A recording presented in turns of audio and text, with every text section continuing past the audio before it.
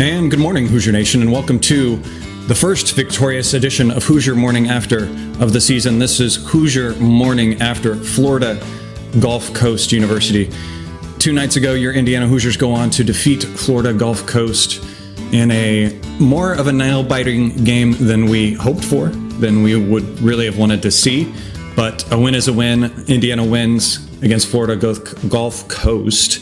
69-63, a first half that was very physical. Obviously, Pat Chambers has some experience with playing against IU, being a Penn State coach for many years, and clearly overmatched Indiana team athletically and physically, but a game plan that worked well for them was just being physical from the start. Lots of fouls in the first half by Florida Gulf Coast. Really kind of thought we might have a guy foul out in the first half. Many guys with 2 fouls, and just didn't allow Indiana to get any sort of offensive rhythm on the offensive side, denying X from getting any sort of ball screen action that he's used to getting to. IU ends up shooting 18 free throws in the first half, and that's a little bit of the kind of negatives that we'll talk about as well, maybe when we get to stats in this show. Only making 10 of those. IU, though, survives in the first half on the back of Ware doing some fantastic things underneath, just using his size and his athleticism that he had over Florida Gulf Coast to kind of keep Indiana in it.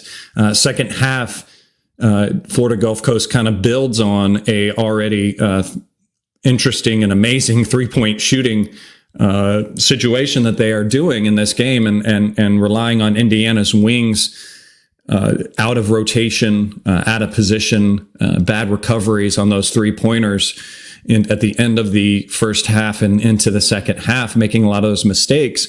And then finally, at about the 10-minute mark in the second half, I think there was 10:43 left, Woodson goes with the lineup that he will finish the game with, of 3 guards with X, Trey, Gabe, and then Ware and Malik underneath. And IU goes immediately after that on a 19-2 run in the next 7 minutes, all because of some ratcheted up defensive intensity, and a lot because of you, Hoosier Nation, that were there in attendance. And I know Martha was there as well, giving the team a much needed energy boost in that outing. And you really saw things get a lot more physical on the defensive side from Indiana, and just denying them getting into any rhythm, picking up pressure earlier, and making it hard for Florida Gulf Coast to get in any sort of offense. Really great to see. The only real 2 points in that kind of string was on from an amazing shot by Johnson from Florida Gulf Coast that was right over X. But overall, a win is a win, and the first game is under our belt. Martha, your thoughts on the season opener?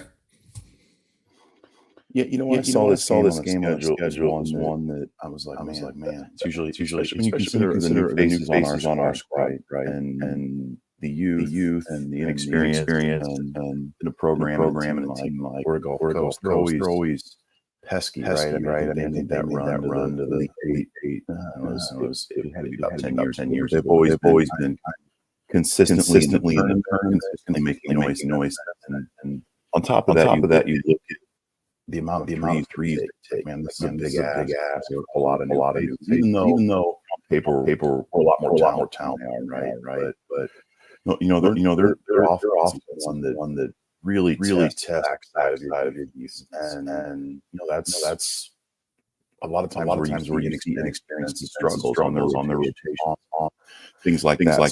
So it was proved to be half the game. You knew it was going to be kind of a grinded out game, and it was going to be like somebody who's going to step up.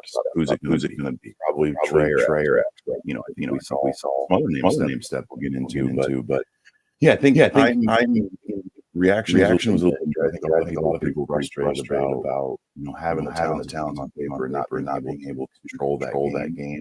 But I kind of leave it with, I think we learned a lot. I think guys learn about what's going to be expected defensively. I think I think it's going to be kind of my hope is it's the bottom for us, right? It's kind of it's uphill from here. Right? So to leave with a win like that, it's I think we should be lucky that Isaiah Thompson didn't play because he's an experienced guard that I think probably had a number and a guy that probably would have had a target on our back. But yeah, we leave with the win. I know what we need to work on, and looking forward to seeing how we bounce back here in a couple nights.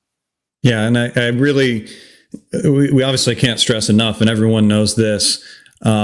It's really a game that IU needed to have, and a lot of other teams across the Big Ten and just across college, these preseason games or these first games of the season tend to schedule things very lightly. I really do like what the coaching staff has done, really picking a team like this to play against in your first outing. If you kind of look at it, Florida Gulf Coast in Ken Palm is ranked 134th.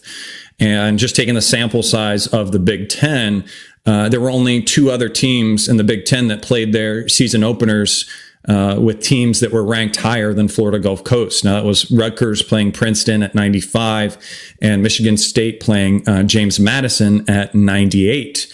Obviously, those didn't turn out too well for those teams or weren't as great, but any other teams were quite a bit higher. Next closest was Purdue playing Samford at 162.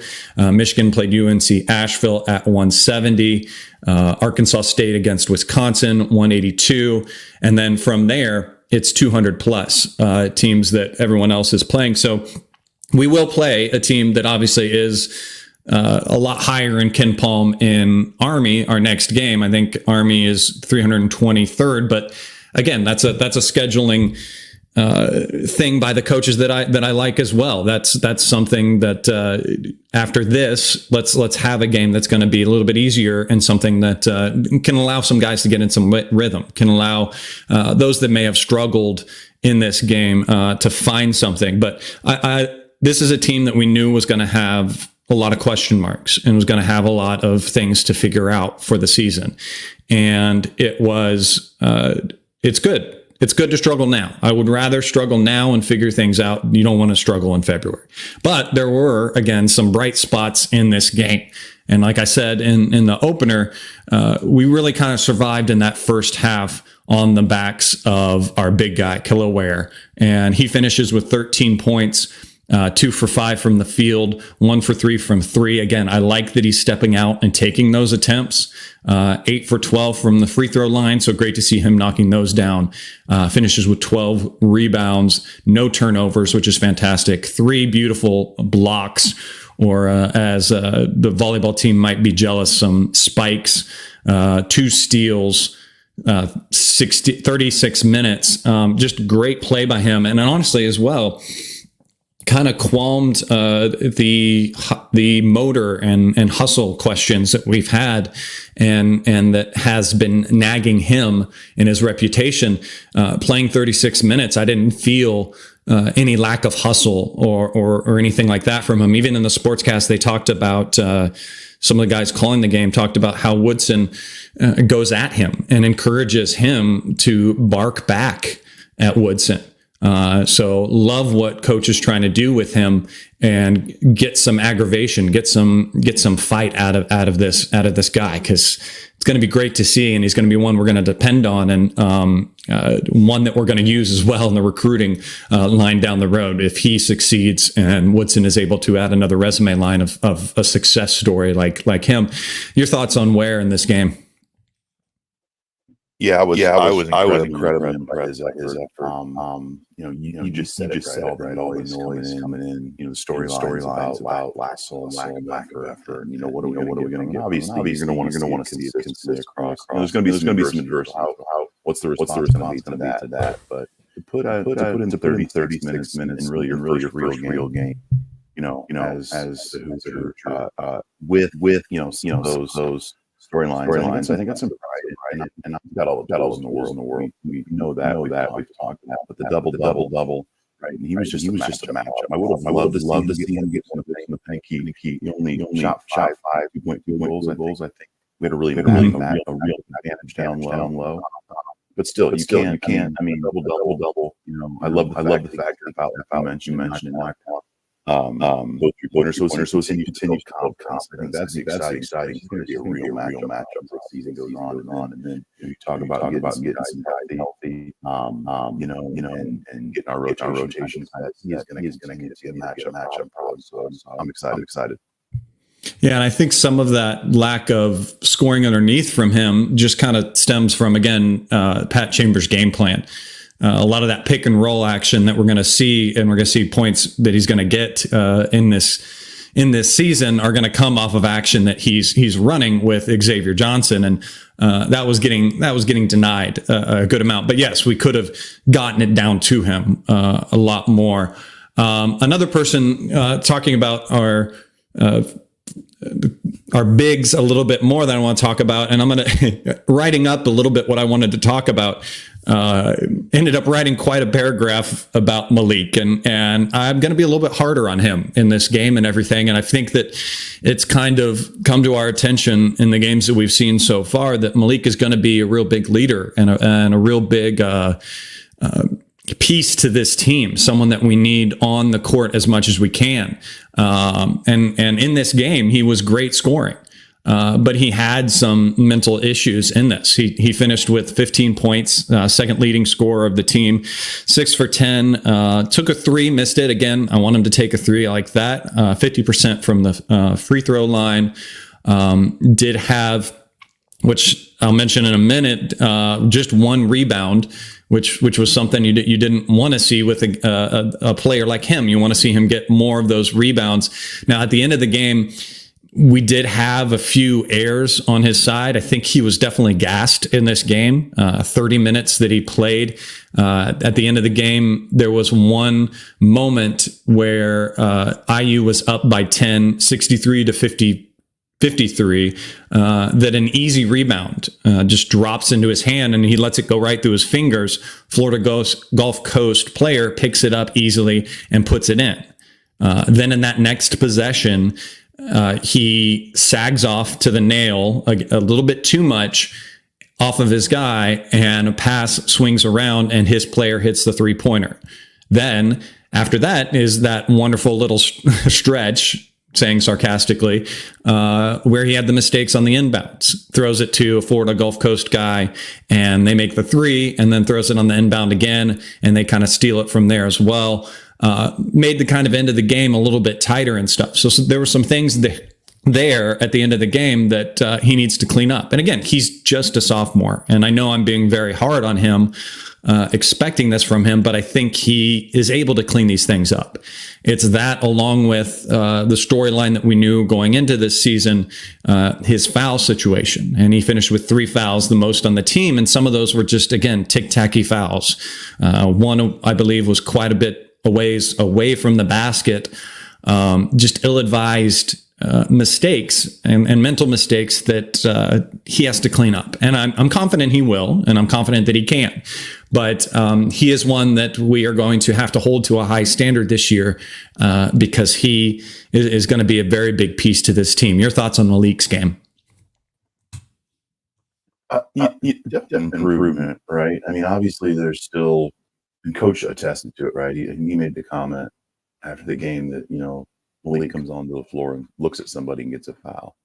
And I don't know if that was more a jab at Malik or, the officiating, combination of both, right? But he called out all of his sophomores, and Malik included. And I thought that was a game that, you look at the 6 of 10 field goals, right? That's solid, but I think he could even had a bigger stat line on Tuesday night. But yeah, I think outside of some, he had a couple boneheaded fouls, a couple boneheaded plays, especially that one that you mentioned down the stretch of the game that really got Florida Gulf Coast back in the game. And, I think everybody felt comfortable for a minute, and, they started putting on the press, and we made some really bad plays, and they were made by some guys that, some of our experienced guys. So that was a bit of a concern down the stretch. But I think when you look at last year, Malik couldn't stay on the court, right? So to be able to come out and play 31 minutes while making some of those mistakes, I think my hope is we continue to see some improvement there, right? Those those boneheaded plays, whether they're fouls or turnovers or being out of position. I don't know if you in person, it was a little bit amusing. I don't know what they showed on TV, but the free throw quabble with Florida Gulf Coast, the bigs down low, back and forth with Ware, Renew, and their two bigs just going back and forth, and the refs had to get involved. I mean, there's some of that I like. It's a little gamesmanship. You mentioned it with Ware and barking back a little bit, but they've got a little bit of edge to them, which I like. I mean, they're playing with kind of a chip on their shoulder with something to prove, which is entertaining to watch. But both those guys can dominate. Malik can go out there and dominate. That 6 of 10 from the floor is proof of that, right? All he needs to do is stay on the court, stay out of foul trouble, don't make those boneheaded plays. And he's a guy who's got his body in a position, getting in shape wise. And we've seen his work with Cliff Marshall, that if he stays on the court, he should be able to dominate and really be one of the best bigs in the Big Ten. Yeah, and his footwork is still there that we've learned and loved from past last year.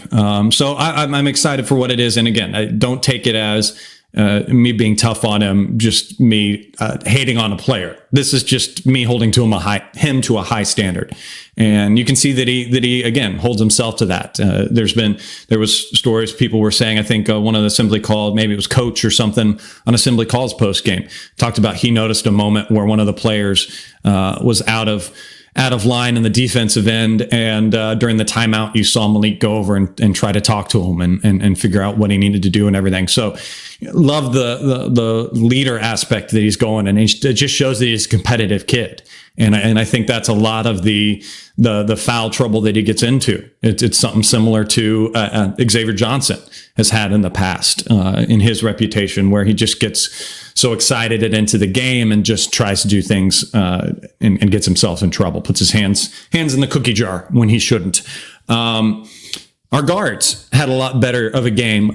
Trey, at least to me, when I was writing a lot of my stats and notes watching the game, was a lot harder on than when I came back and kind of watched back the game, because there was a lot of moments in this that he stepped up, especially towards the end of the game. Trey finishes with 16 points, 7 for 9 from the field, very efficient, 1 for 3 from 3. Again, I'd like to see him take more threes and hit more threes, because he did improve his shot last year. So I think that percentage should be up again, and I want to see him use that.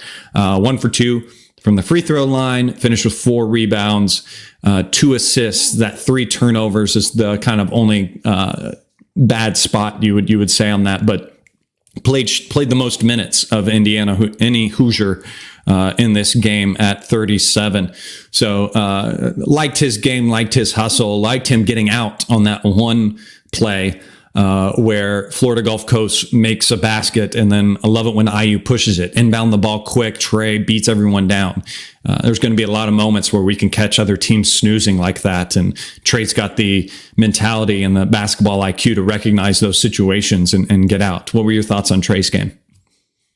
Yeah, Trey was Trey. He played as kind of the Trey we've come back, right? And now him being, one of our upperclassmen, it's going to be an expectation to him every night. So 1, let's keep him healthy, but 2, 7 of 9 from the field. That's the Trey we need. And if he can knock down a couple threes, added bonus. Obviously, we saw him shoot nearly 40% from 3 last year. So, and when you look at the box score, that's the one area, like, man, we only shot 13 threes, we only made 4. You'd love to see that bump up a little bit. But, I think that was a game that for all intents and purposes, we really wanted to play through our post a little bit. But Trey had a solid game, right? A couple boneheaded turnovers, and that stretch towards the end of the game when Malik had that turnover. He had a kind of a boneheaded play right before there, trying to pass into a gap where there wasn't one. And for 2 guys that have been around for a couple of years, that's a stretch in the game that it got Florida Gulf Coast back in the game for no reason. But you take that turnover out of the equation, and it was just a really, really solid stat line. Especially not knowing, and you look at X2, and I know we'll get to him, but still fresh off of his injury. Trey's a guy on the perimeter with the inexperience out there, because that's really the one question mark for this program is, what are we going to get in the backcourt with X coming back and not a lot of experience and still some youth. Trey's got to be that guy that consistently night in and night out is putting up, those 15 to 20 points, and he was right there. So yeah, just a game we needed him to beat Trey, and he was. So I'm pleased with his effort. And you teased X there. We'll go on to Xavier Johnson next. X finishing with 14 points, 5 for 9 from the field, 1 for 2, 3 for 3 free throws, just 2 turnovers, only 1 assist. Would obviously want to see those assists up higher for him, and no steals. But I think his defense kind of ratcheted up. Obviously, he was a big part of that little surge there at the middle of the second half, and I think he composed himself really well in this game. Again, Florida Gulf Coast was fouling a lot and was very physical, and there was a lot of fouls that were left on the court in that first half, and a lot more could have been called. And maybe a younger Xavier Johnson would have let that frustration get to him. They would kind of double team him and try to kind of trap him whenever IU tried to get any of their pick and roll work happening and offensive going, and that could have frustrated a younger Xavier Johnson. And I like that he kept his head, he kept his cool, he figured out other ways to attack. He got to the basket himself. I would have liked to see him probe into the basket a little bit more. I always want to see that. I want to see him be as bullish as possible. But I liked what X gave to this team. Your thoughts on Xavier Johnson? Yeah, I'm glad you brought up the composure part of it, right? And obviously we want X to play. We want everybody to play with a little bit of an edge, but we know that the history with X, right? He can get a little too emotional at times, and that was a game where, you just said it, like a younger X may have, some of the reaction may have been a little bit different, right? Because Florida Gulf Coast, they play a little chippy, right? I mean, they're experienced guys that don't mind mucking it up a little bit. And, sometimes reaction to that, especially when, the expectation is that IU should just roll over a team like Florida Gulf Coast. So when you're in a close game like that and emotions are flying around, you never know how somebody's going to react. And, like a younger X could have definitely, it could have gotten in his head a little bit, but it didn't. He played with composure. He really showed his experience. I even made the joke when he landed on Coach Woodson. I'm like, I had a bit of concern because there's two senior citizens fresh off of leg injuries. But when we joke, but I mean, we need that experience, right? I mean, to have a guy that's experienced what X has experienced to be kind of our quarterback on the court, that's invaluable for this team. And to see him play with composure and be able to put in 35 minutes off that leg injury. It's exciting because we know how X is. Sometimes starts off slow, but 2 years ago he on our back carried his tournament. So I think he's going to play with some edge all season. That was a great start the other night. And speaking of that hustle and that the old saying, iron sharpens iron. Next guy we talked to perfectly transitions from X and talking about Gabe Cupps and having X back this year. And I'm gonna drive that stake deep into the ground, but having X back this year to go against Gabe Cupps and to teach him, again, Gabe is Gabe, and he would have been in here without X performing to the highest level he can. But those two going at each other in practice and learning off each other, and then now getting that opportunity and the fantastic coaching move for Coach to not be too stubborn, to want to have one of a bigger guy at the 3, and knowing that he needed to go to that 3-guard lineup just showed a fantastic lineup that IU can go to with Trey, X, and Gabe in there together. And Gabe continues to be that guy that just does great things on the court and does those great hustle things. And it's going to be so great to hear Purdue hate on him and despise him and can't stand going against him year after year, because he's going to be that pestering type of guy. He's going to be he's got that same kind of dog in him that Xavier Johnson has, and it's great to see those guys go up against each other and everything. And I think Jeff Rabjohns posted talking an article that he had with Gabe's dad, and Gabe's dad was quoted as saying that Gabe was an acquired taste because he does a lot of things that helps teams out on both ends of the floor without necessarily having big stats. And I commented back saying, with all due respect, Mr. Cups, that flavor is considered gourmet to Hoosier Nation, because it is. We see that type of player. We love that type of player. And those are the players that win games for you and that do those things down the line. Your thoughts on the already fan favorite and my favorite, Gabe Cups? Well, I kind of had a oh crap moment in the game with, I think there may have been 11 minutes left or 12 minutes left, and Florida Gulf Coast was up like I think 48-42, and Indiana kind of looked lost a little bit, both defensively and trying to score, and I'm like, man, this is not trending well. And you could feel it kind of in Assembly Hall, and Woody called a timeout, and he went to that three-guard lineup that featured Gabe, and to your point, right? It's the acquired taste, which just means he's not going to blow you away with stats, but anybody that watched that game, and you mentioned it's gourmet to Indiana fans, but I mean Indiana fans know their basketball, and he passed the eye test of just affecting the game, and not necessarily the box score, but the impact defensively. And I think that three-guard lineup wasn't just Gabe, but Gabe was key to it. Was the reason they cranked up the defense, got us back in the game. The Assembly Hall became alive, and he's just a guy that you look at the amount of basketball he's played already in his life, and being able to play for his dad, who was his coach. I mean, he just comes in.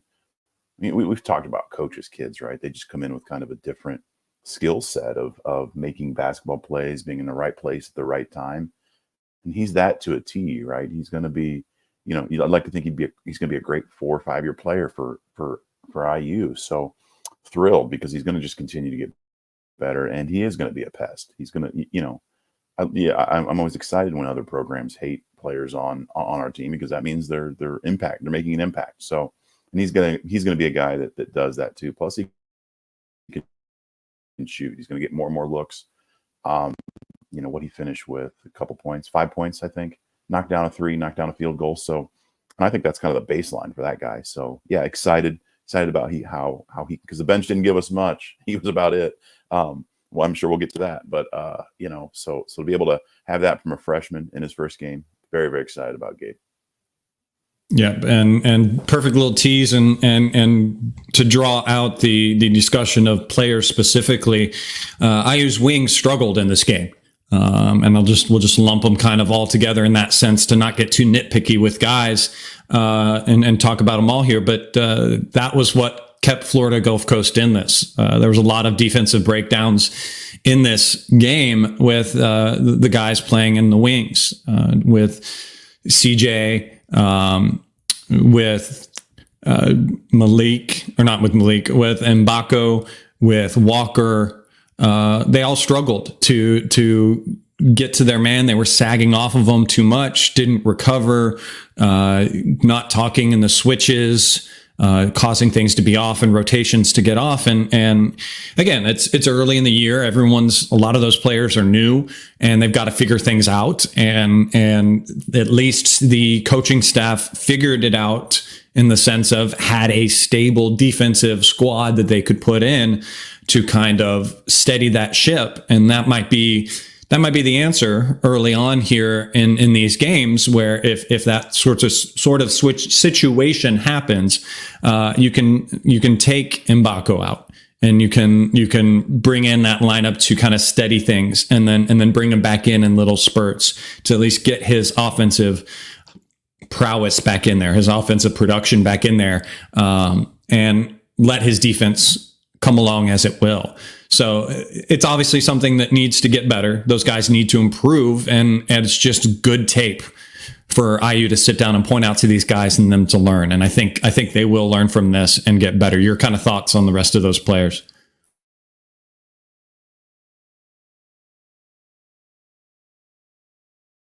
Yeah, it was that was the one big disappointment for me was kind of the bench play, and Anthony Walker. I thought he had a pretty rough game across the board, right? Just offensively, trying to force it a little bit, defensively, a little bit lost, and yeah, I thought, and I think that's going to be a little bit of an outlier for him, just based off what we saw in the exhibition games. He just had a rough go of it in that game for whatever reason. The bigger disappointment for me were the two sophomores, and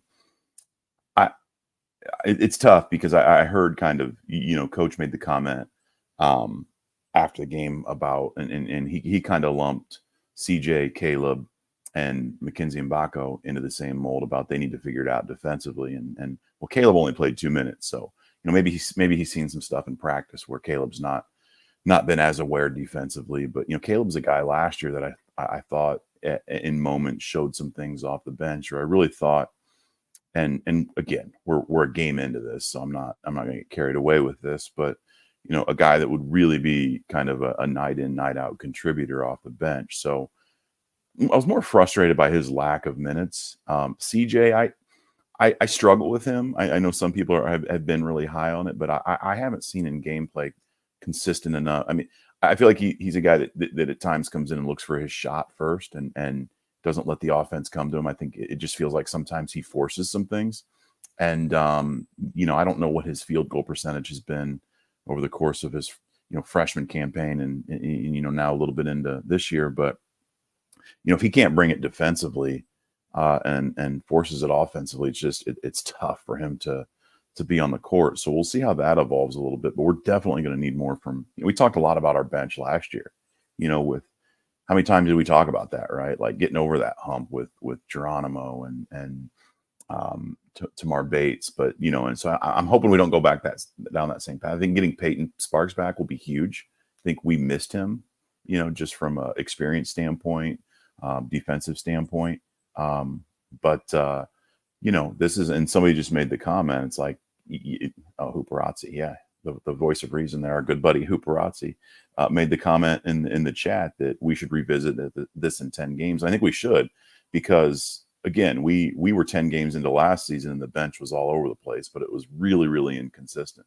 So it's going to be interesting to see, again, once we get Peyton Sparks back, how the bench performs. But the other night, Tuesday night, was, not a great start for that group. So really curious to see how the sophomores bounce back specifically. I think he kind of Coach called them out, so we'll see how they bounce back. And you've got a couple opponents that we should be able to get those guys to bounce back a little bit. So we'll see what the next game brings.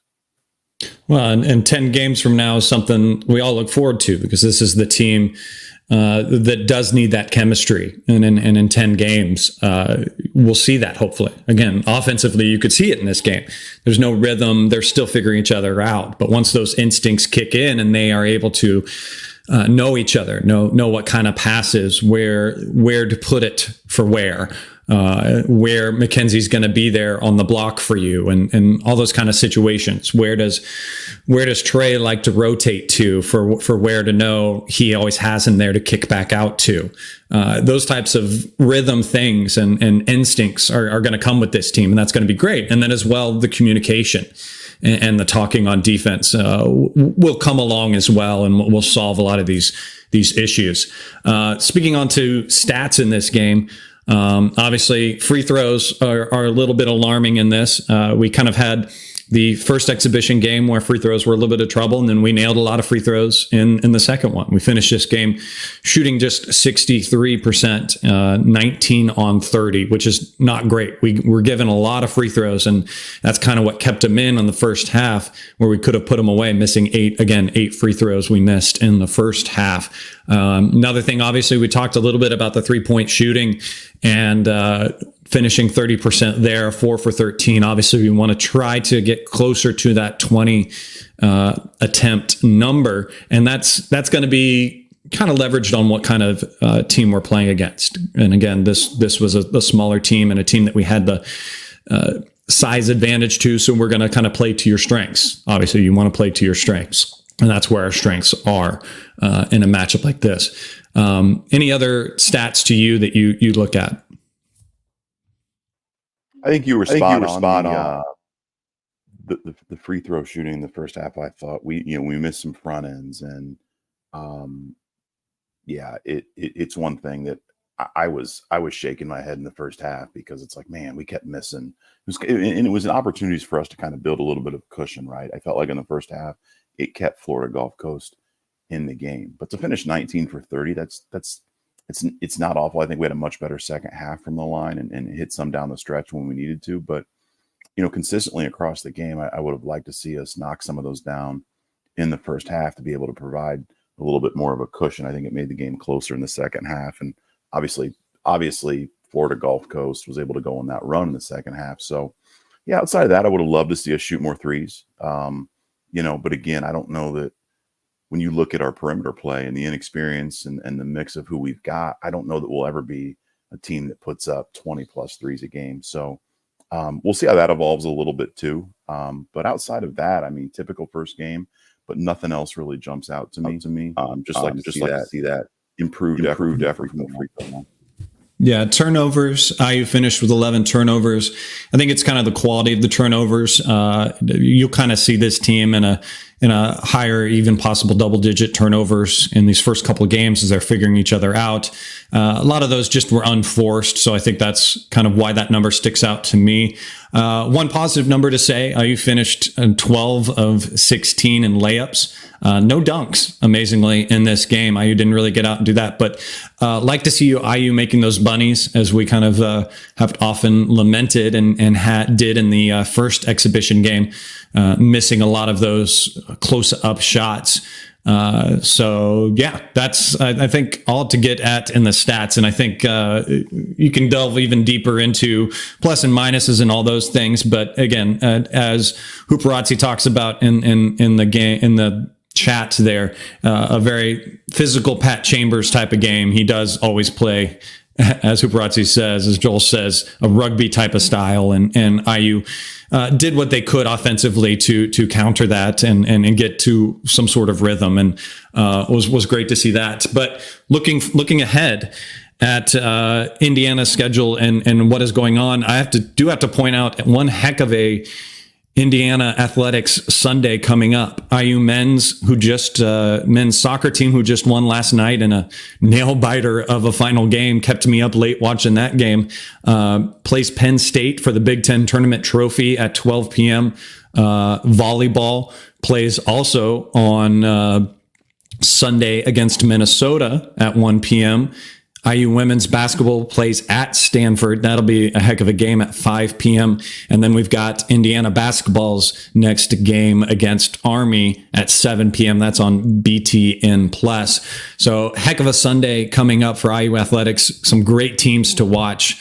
Some great plays and everything like that. I love being able to catch all these great sports right now for IU, and having that Big Ten Plus account is something that allows you to see those games. And if you do have extra tickets to some of those games or situations, I think I know of a person you can hand those off to. Martha, talk about what those people can do with those extra tickets. Absolutely. And pardon me if you mentioned, congrats to the women's soccer team for making the NCAA tournament. That's a big deal for that program. As the women's programs at IU continue to just make tremendous strides, and especially at the national level. Now with women's basketball starting too, like you mentioned, so exciting times in Bloomington. But yes, thanks for allowing me to talk about the project again. We sent about 20 people to the game against Florida Gulf Coast, so that was exciting. Had a sweet little family that was able to go down to the course. So there's tickets you can get to us, HoosierTicketProject.org. Hit the donate button. If you know families or kids that are deserving of tickets, you can request those for them on our website too. So yeah, we're full go right now with football season winding down and both basketball season starting. So yeah, any tickets you're not using, we would love to rehome those to some deserving folks. And yeah, you can do that by visiting our website or reach out to me, and I can help you do that. But yeah, thank you. And overall, just to sum up this game again, I am going to always go back to on this game that I like the way the coaches scheduled this season. I like this tougher tougher school tougher school game to get off to a good start and to challenge this team. Again, Florida Gulf Coast is slated to finish second, I believe, in their league. And they're going to give some fits to some teams that they play. These are conferences and teams that you don't want to take lightly. And I believe this is a win that is just going to look better and better as this Florida Gulf Coast team is going to shoot up those Ken Palm rankings as they go throughout the season. And it allows IU's coaches some great ammo to have some great tape to teach from and learn from.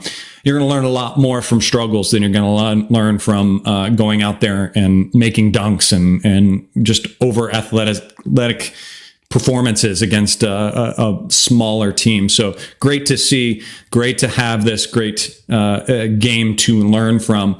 And now IU goes on to play Army and has a game where they can find some more rhythm. They can try a few more things and should have a lot more success and confidence built for some players that might have had a little bit of an ego hit in this game.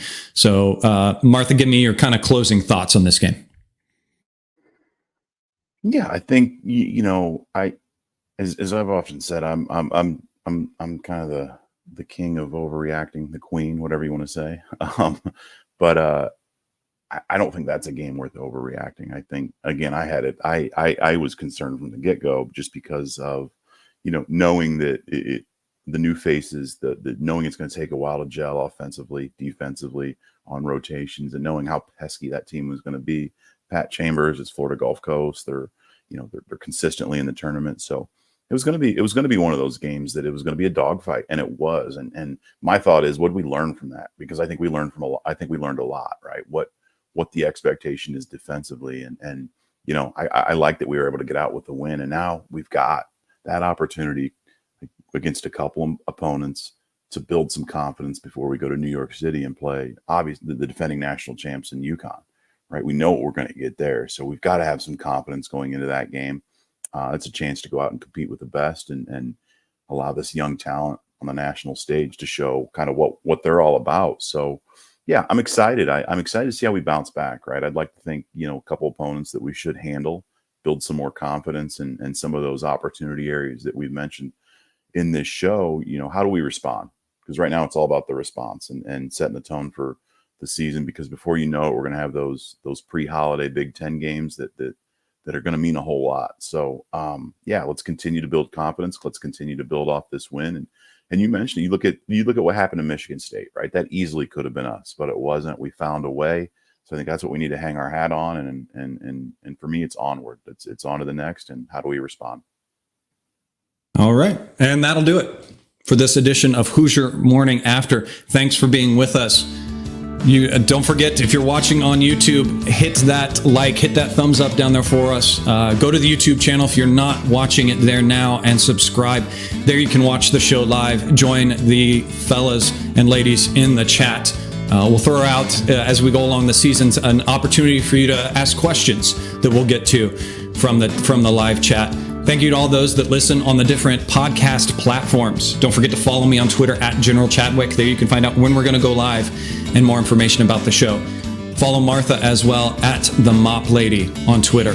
We'll be back again the morning after the next game. We'll see you guys then. Special thanks to Bob Thompson for producing the music you hear on the show. Until then, guys, go out there, have yourself a wonderful day, and let's go Hoosiers.